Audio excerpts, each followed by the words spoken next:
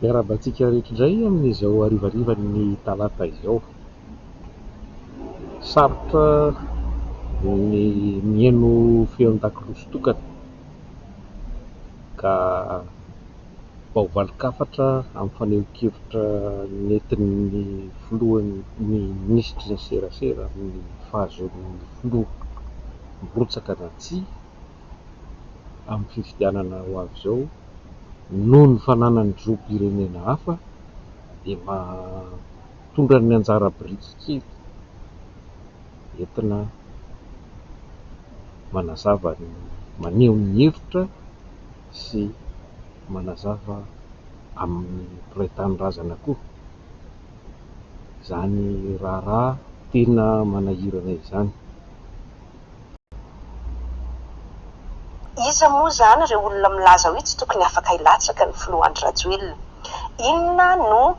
legitimité amin'ny teny vahiny ihany koa ananan'ireo olona izay milaza an'izany? Satria ny vahoaka ihany no afaka manapaka, ary ny vahoaka ihany koa no afaka misafidy izay olona tiany hitondra na tsy tiany hitondra azy. Izay zany zavatra apetratsika aloha, tsy mpanao politika, tsy fiarahamonim-pirenena, tsy vondron'olona atsy-aroa no andeha hibaiko hoe tsy afaka milatsaka na afaka milatsaka raha koa tsy rabea, fa misy lalàna eo. Lalàna dia volonté du peuple ihany koa fa azo adinoina amin'ny anaran'ny vahoaka ny anaovana lalàna. Izay mahatonga ny hoe solombavam-bahoaka ny manao lalàna, ny parlementa ny manao lalàna. Izany hoe ny lalàna ihany no tokony mamaritra an'izay tsy fahafahana milatsaka na fahafahana milatsaka izay. Fa amiko dia tsotra be ilay izy. Ny zavatra misy amin'izao fotoan'izao rehetra dia manamafy an'ilay nambarako hoe tahotra fifidianana io, tahotra hiatrika an'ilay fifidianana io satria mahalala nge ny olona rehetra izay mieritreritra hifanandrina amin'ny filoha Rajoelina ilay fanatiana na tsy tiana kosa betsaka ary tena maro tsy tambo-isaina ny vokatra izay azo nandritran'izay ny tantana ny firenena izay. Izany hoe raha ohatra ka ilay bilan na nijery todiky ny asa vita nijerena dia sarotra tokoa aloha ny andresy ny filoha Rajoelina na andeha daholo ireo resaka rehetrarehetra izay nambara teo amin'izay lafiny politika izay fa tsy nahomby. Ny voiziny aloha teo alohaloha kely teo dia hoe tsy hisy ho fifidianana io e. Tsy hisy ho fifidianana io fa tsy hisy ny voly etsetretsetre. Rehefa nanambara tamin'ny fomba ofisialy amin'izay ireo mpiara-miombona antoka amintsika hoe zay vonina indray anjara ao anatin'ilay basket fund, misy indray zany ny fifidianana. Dia ny zavatra ny voizina koa tao anatin'izay dia hoe tetezamita ny tokony atao, gouvernement taferaha-mitantana ny tokony atao. Misy zavatra be dia be naroso izany hoe izay mbola manaporofo fa na izao resaka ankehitriny izao aza dia ady fiady ara-politika ihany hialana amin'ilay hoe fiatrehana n'izay fifidianana izay. Rehefa tsy nahomby daholo zany izay ndeha ataoko hoe argument na antony naroso tao anatin'izay rehetrarehetra izay dia tiany hevitra farany hoe andoranga tadiavina mihitsy izay tsy ahafahan'ilay olona milatsaka. Raha ny filoha Rajoelina Ie, ilay fandarana aloha zany dia efa lazao marina no fiantsonan'ny fandaram-potoana amin'ny televiziona io. Asa iza ny mbola ino raha matoa ohatran'io hoe ilaza marina. Nolazainy fa mainty omaly dia tsy akambahamba indray izy mivadika ny pitso fa fotsy io.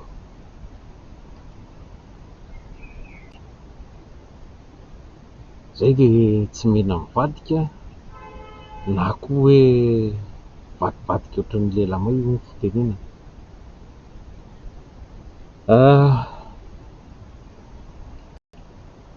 Mazava fa vava amin'ny maten-drano mamono afo sisa nefa tsy mahafaty. Tena marina dia lasa basy rano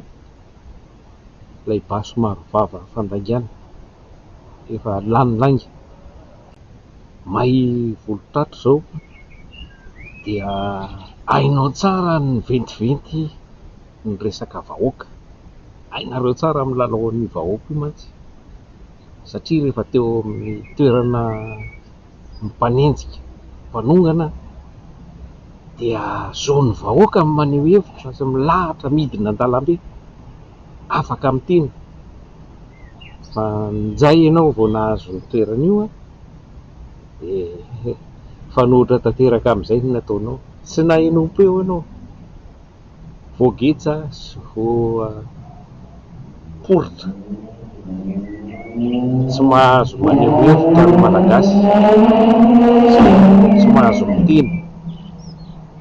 tsy mahazo milahatra, vao manao fihetsika ohatrohatr'izao fotsiny dia efa dinareo any am-ponja. Ka raha olona ohatranao toko dia lana tsiny fa tsy avy any aminao mihitsy ny marina ho an'ny vahoaka malagasy. Ka atsaharo ty blablablaanao ty fa tsisy adala akory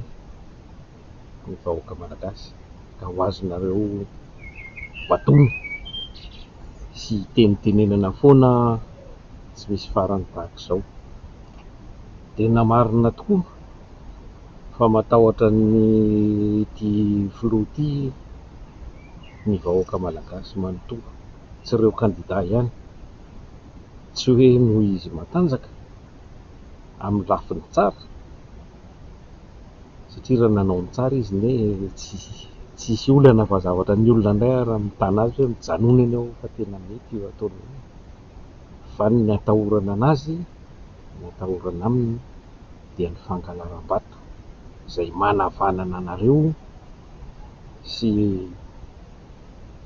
tsy azo ivalozana nanomboka tamin'ny taona 2010, 2010 ary 2010 dia naolanareo tanteraka ny safidy vahoaka. Hainareo mivetivety an'io vahoaka io rehefa mainy ny volo-tratranareo. Ekena ny voalazanao fa olona endriny amin'ny malagasy sady olona tandalana ny vahoaka fa tsy ohatranareo mpitondra, fa misy ny solombavam-bahoaka tokony hitondra izay indrindra tondra ny tenin'ny vahoaka fa iaraha-malala, fa ny akamaroan'ireo solombavam-bahoaka ankehitriny ireo dia miaro ny filoham-pirenena fa tsy miaro izany tombotsoam-bahoaka izany tsy velively. Hatrany amin'ny filohan'ny Antenimera dia mazava fa olona miandany amin'ny filoha fa tsy mipetraka amina toerana sahaza azy.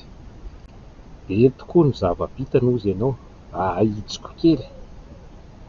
tsy ny zava-bitany betsaka fa ny vava vitany, ilay vava velorano izany, ilay kabary eny ambony vavahady, izay indrindra no tsy laitra aminy satria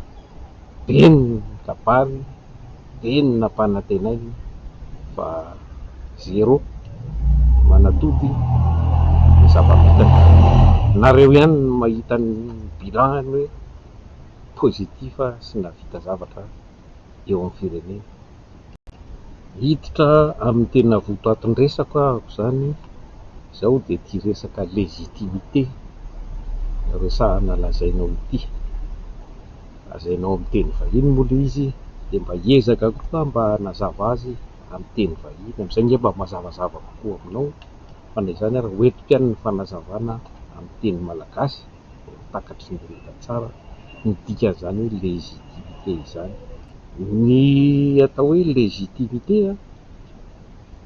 dia resaka ara-drazina, izany hoe araky ny lalàna izany no mame anao an'ilay azo lazaina hoe fahefana izany, fahefana maneho teny zavatra iray na koa maneho hevitra tsotra izao ka vetibetesina tsara teo fa ny vahoaka ny tompo-tsafidy farany amin'izay olona tiany hitondra ny firenena na tsia ny vahoaka, ka averimberiko tsara koa ary manamafy an'izay teninao izay fa ny vahoaka no fototry ny demokrasia, ary amin'ny maha olo-pirenena tsotra ny tenako sy ireo namana, ohatra ry Ramatoa Fanirosoa izay naneho ny heviny koa, izay anatina vondrona politika na fikambanana, ao koa ireo anaty fikambanana politika na tsia, dia manana azy io aneho hevitra momba ny resaka momba ny raharaham-pirenena, resaka fifidianana isafidiany izay hitondra ny firenena zany, zavatra saropady zany ary zavatra tena goavana, ka ilaina ny hevitry ny rehetrarehetra fa tsy ho petonao hoe tsy anatina vondrona itsoroa ianao, tsy manao politika ianao dia tsy afaka hiteny. Tsy izay mihitsy ny demokrasia, ary izay anie tsy mahalasa n'ity firenentsika ity, satria kejainareo, nareo rery no manana ny marina, izay fiheverinareo azy, fa ny olona rehetra dia adala asiketrona sy dondrona, tampenanareo vava tsy mahazo miteny. Rehefa tsy haninontsininona ny ireo solombavam-bahoaka dia raisiko atidy, feno raisiko tanteraka aby tsy ny andraikitra amin'ny fanehoam-kevitra ataoko, ka tsy resaka hoe mianatra lalàna na nandeha nanao fianarana, nandrato fianarana momba ny lalàna ambony dia ambony, fa dia resaka lôzika, resaka fahindrena, resaka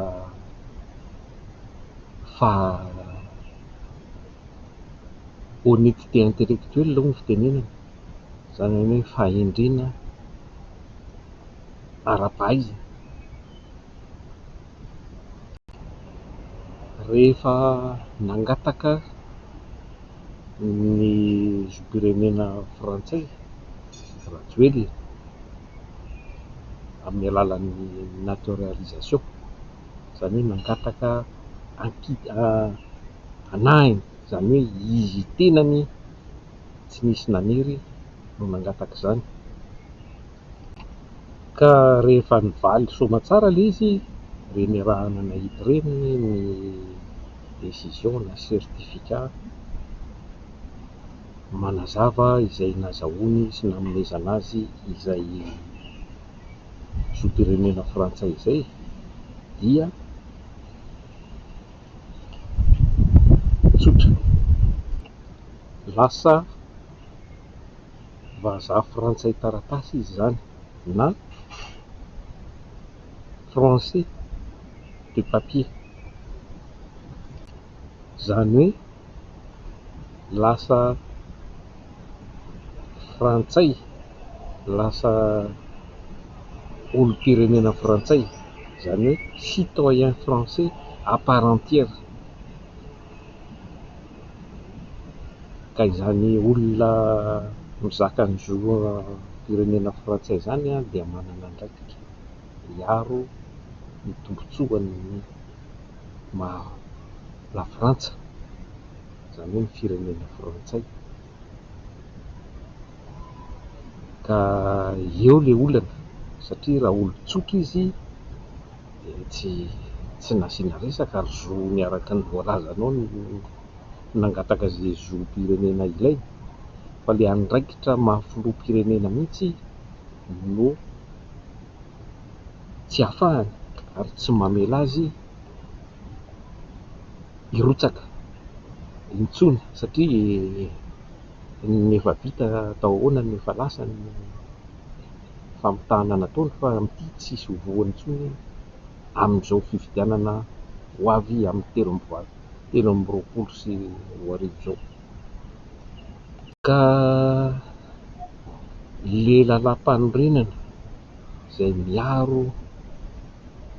izay fiandrianam-pirenena sy tombotsoa-pirenena ary tombotsoan'ny vahoaka malagasy, izay mihitsy no ataonao tsinotsinona rehefa mbola mikiry biby ianao manamafy milaza fa tokony afaka hilatsaka tsotro zao ohatran'ny malagasy rehetra efa very zay maha-malagasy azy zay ary nataontsika hoe tsy very ara le izy tsy hiditra amin'ny resaka lalàntsika ahoana moa sady vazaha frantsay izy ny malagasy tombotsoan'iza zany no arovany ka amba vahomana ampimeritreritra ny vahoaka malagasy fa ianao aloha raha ny fahafantarana anao raha matoa dia tsy azo inoana ary tsy ino anao naoviana intsony zany vahoaka malagasy tsy ino anareo intsony satria zavatra kapoaka ray lasitra ray nareo sy rajoely samy trano lainga ary tena lanelatra tsy menatra mandainga mpabe maso ary tsy menatra ny mamitaka ka dia miangavy antsika rehetra malagasy mba samy eritreritra isaina mandalina tsara fa matoantsika ohatr'izao firy taona telo amby enimpolo taona aty aorianan'ny fahaleovantena anaty farankisosina dia mbola ny vazaha hatrany no tantana sy mamono manararoatra ny harem-pirenentsika ary mangija antsika vahoaka tsy hiteny tsy afaka hihetsika fa hitaza-potsiny ny fandrombana izay mianjady amin'ny firenentsika andro aman'alina ka dia mametraka ny veloma manam-paina indray tokolasy.